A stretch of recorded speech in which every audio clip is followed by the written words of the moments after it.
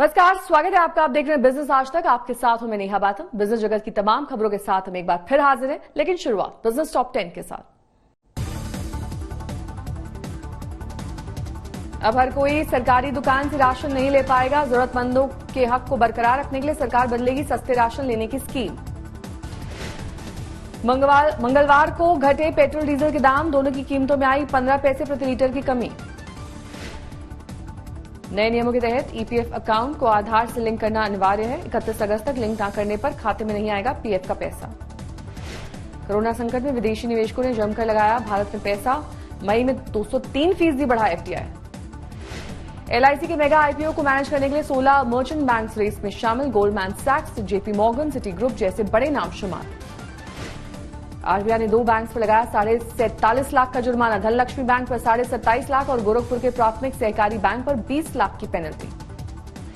6 और निजी कंपनियों को जल्द मिलेगी पेट्रोल डीजल बेचने की मंजूरी। सरकारी कंपनियों को मिलाकर कुल 14 कंपनियां बेच सकेंगे फ्यूल।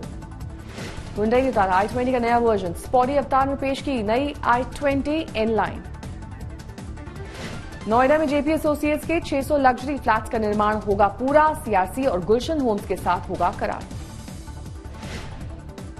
एफडीए की मंजूरी के बाद फाइजर बनी दुनिया की 100% अप्रूवल वाली पहली वैक्सीन। 12 से 15 साल के बच्चों को भी लगाने की अनुमति।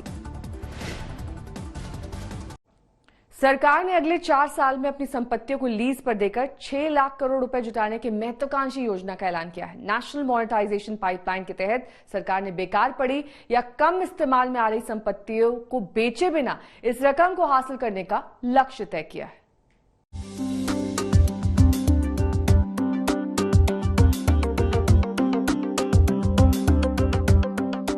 वित्त मंत्री निर्मला सीतारमण ने सोमवार को राष्ट्रीय मुद्रीकरण पाइपलाइन योजना यानी एनएमपी का ऐलान किया। इसके तहत सरकार अपनी कम इस्तेमाल में आ रही संपत्तियों के जरिए करोड़ों रुपए जुटाना चाहती है। हालांकि इसके लिए सरकार अपनी कोई संपत्ति नहीं बेचेगी।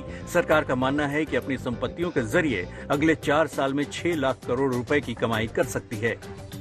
These are assets brownfield which will be still with the ownership of the government.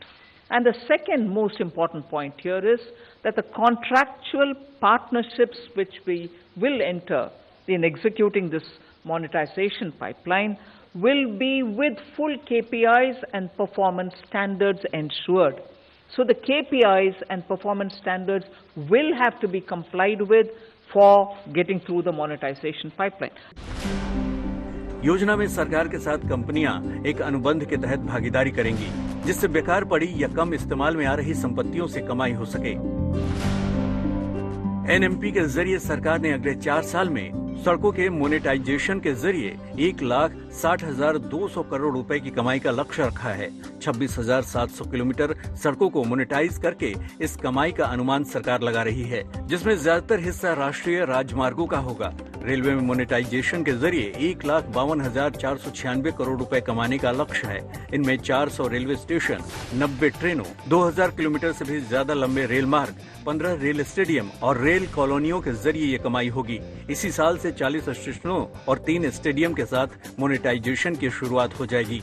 इसके अलावा भी सरकार ने कई और तरीकों से कमाई का रास्ता तैयार किया है। इनमें पावर ट्रांसमिशन से 45,200 करोड़ रुपए, पावर जनरेशन से 39,832 करोड़, प्राकृतिक गैस पाइपलाइन से 24,462 करोड़, प्रोडक्ट पाइपलाइन से 22,504 करोड़, शहरी रियल एस्टेट से 15,000 करोड़, टेलीकॉम से 35,100 करोड़, वेयर हाउसिंग से 28,900 करोड़, माइनिंग से 28,747 करोड़, 25 एयरपोर्ट से 20,782 करोड़, पोर्ट से 12,828 करोड़, स्टेडियम से 11,450 करोड़ रुपए जुटाने का अनुमान है। फिलहाल राज्य सरकारों की संपत्तियों को इस योजना के दायरे में नहीं लाया गया है।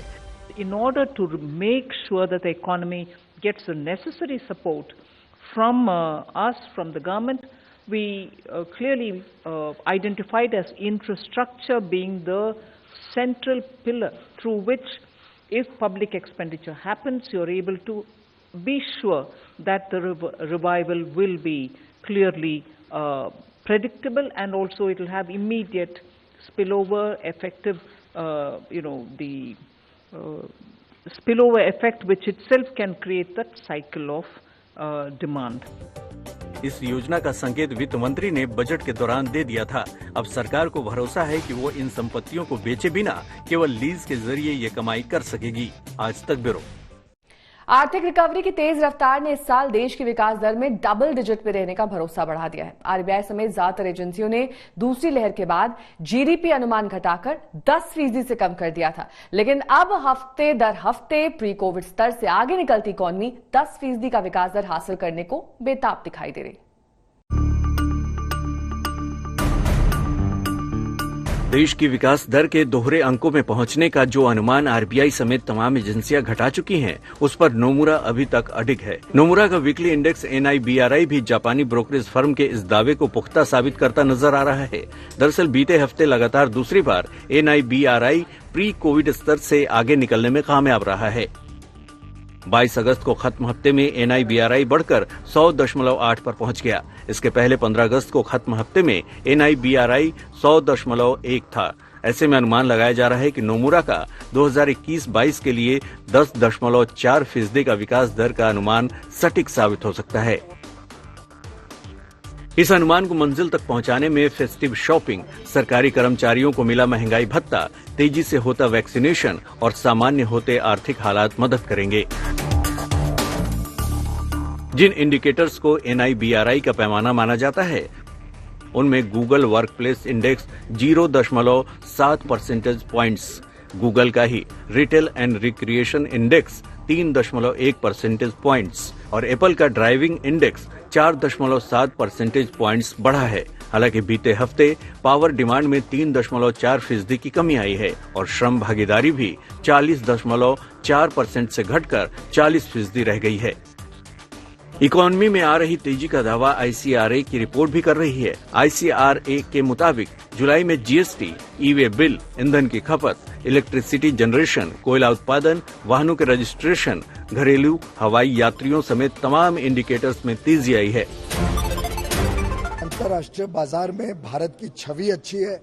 भारत से लोग व्यापार बढ़ाना चाहते हैं।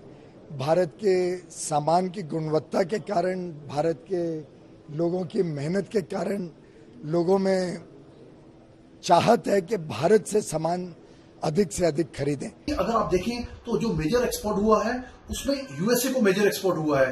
यूएसए को इंडिया से तकरीबन $6.7 बिलियन के आसपास का एक्सपोर्ट हुआ है और सेकंड UAE को तकरीबन $2.5 बिलियन के आसपास का इंडिया से एक्सपोर्ट हुआ है।